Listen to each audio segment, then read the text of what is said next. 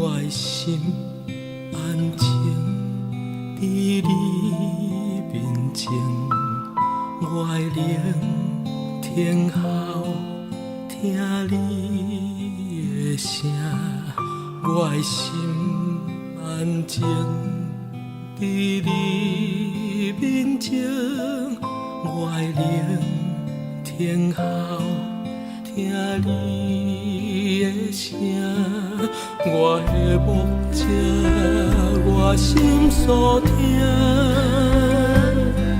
放落家己，予你引带。你是信实的上帝，你是永远的接伴，有你引带，我拢总免惊。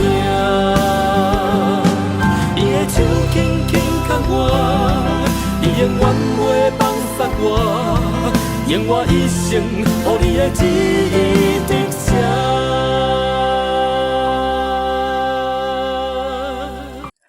牧师弟兄姐妹早安，今天我们要共读的圣经是腓立比书1章27到30节，让我们一起来祷告。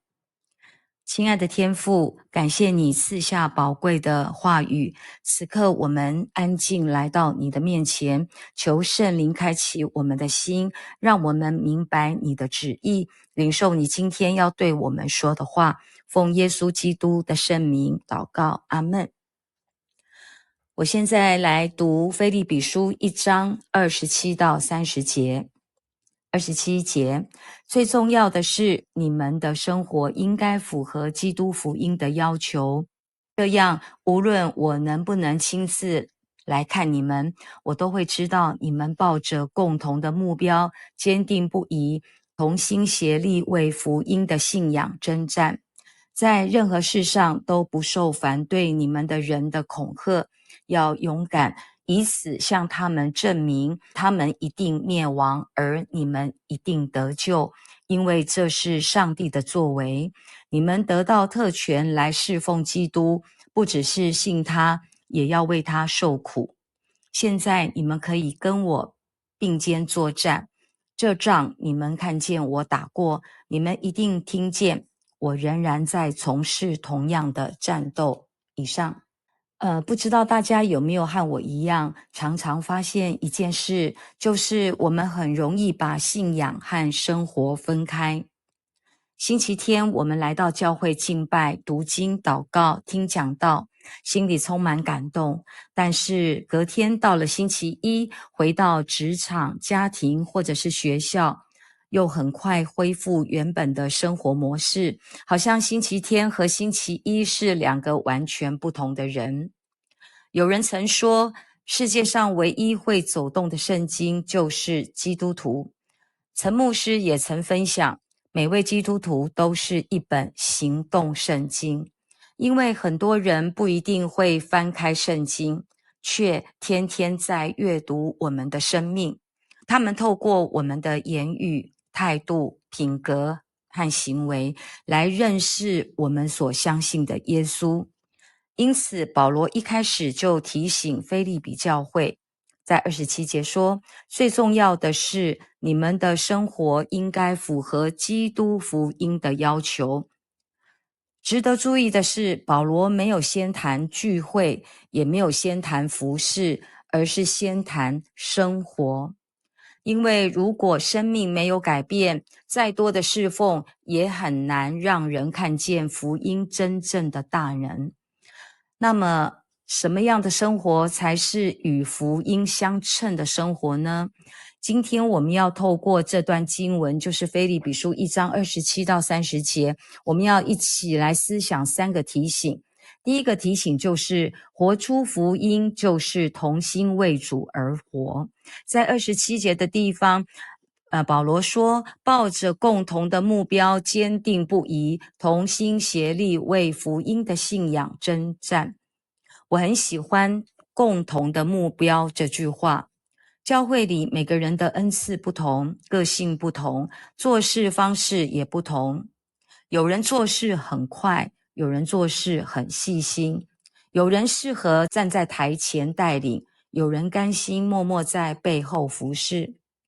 不同本来就是神美好的安排，但是如果每一个人都坚持自己的方法，教会就很容易失去合一。曾经有人说，10个人划船，如果每个人都往不同的方向划，再怎么努力，船也不会前进。不是船上的人多就一定走得远，也不是每个人都很努力的划，船就会继续前进。只有大家朝着同一个方向，同心划桨，船才能向前走。教会也是如此，我们共同的方向不是成就自己，也不是证明自己的方法最好，而是让更多人认识耶稣基督。因此，我们可以常常问自己，我的服事是在坚持自己的想法，还是在成全福音的工作？第二个提醒就是活出福音，就是不被恐惧打败。在28节，保罗又提醒信徒，在任何事上都不要受反对你的人恐吓。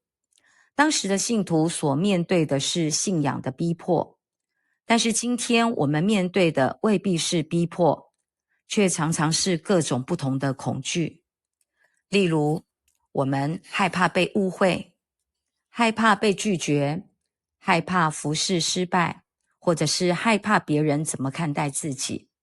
很多的时候，真正拦阻我们的不是能力不足，而是心里的害怕。然而，保罗提醒我们，真正的勇敢不是因为环境变容易了，而是因为知道神与我们同在。回想我的女儿张平，她小时候一直都是我陪她睡觉，直到满3岁的时候，我开始要训练她自己睡觉。刚开始她很害怕黑，也很害怕与妈妈分开。我就在她的房间留一盏小灯，然而我自己就坐在她的房门口，她睡在她的床，我跟她保持一个距离，我就跟她说，你随时叫妈妈，妈妈都会听到，我就在房门口，让她看到我在房门口。过了1星期，我女儿就渐渐习惯了我跟她分开的距离。接着我就进一步就把她房间里面的那个小灯就关掉，我仍然坐在房间门口，我还是跟她讲说，你随时叫妈妈，妈妈都会在。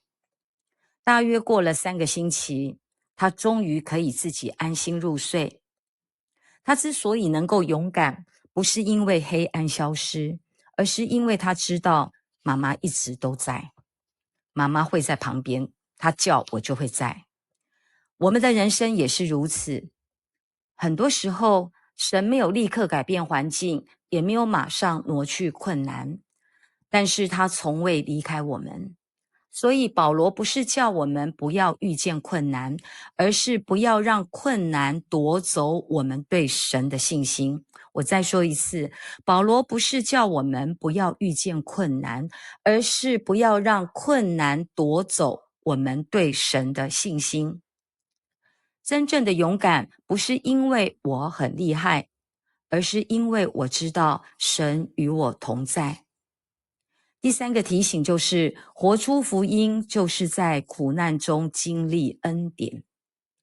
保罗在29节又说了一句令人蛮意外的一句话，他说，你们得到特权来侍奉基督，不只是信他，也要为他受苦。感觉这个受苦好像变成是一个恩典，受苦怎么会变成是恩典呢？因为受苦往往是神塑造生命最深的课程。很多基督徒在分享见证的时候，都会说，真正让我信心成长的，不是人生最顺利的时候，而是最艰难的日子。保罗自己就是一个最好的例子。当他写下腓立比书的时候，并不是坐在舒适的房间，而是在监狱里。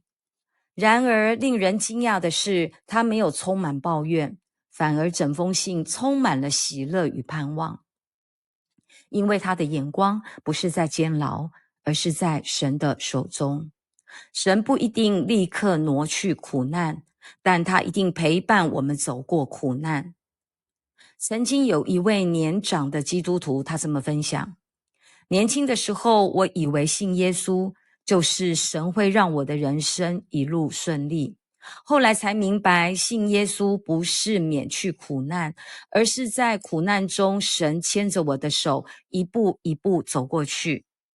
回首人生，这位老基督徒，他经历过失业、亲人离世，也曾罹患重病。但是他感慨地说，如果没有那些苦难，我可能只认识神的能力。正因为经历了那些苦难，我才真正认识神的信实。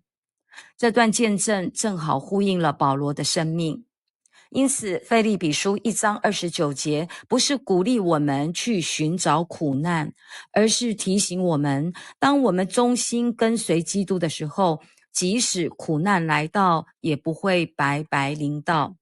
神能借着苦难塑造我们的生命，使我们更加成熟，也更深经历他的信实与慈爱。今天保罗用3个提醒告诉我们什么是与福音相称的生活。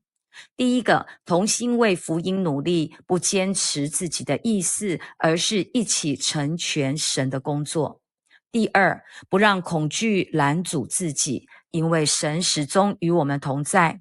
第三，即使遭遇苦难，也相信神仍然掌权，并且要借着苦难塑造我们的生命。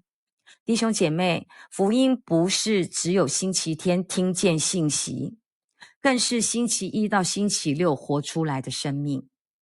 愿我们每一天都让人从我们的言语、态度、爱心与行动中看见耶稣基督，如此我们的生命就真正活出了与福音相称的样式。让我们一起来祷告。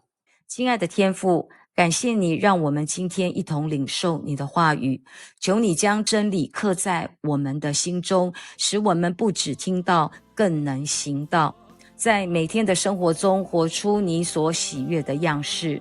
也求你祝福每一位兄姐，赐下平安、智慧与力量，保守我们前面的脚步。愿你的恩典常与我们同在。祷告祈求是奉耶稣基督的圣名，阿们。我的心安静在你面前，我会聆听后听你的声。我的心安静在你面前，我会聆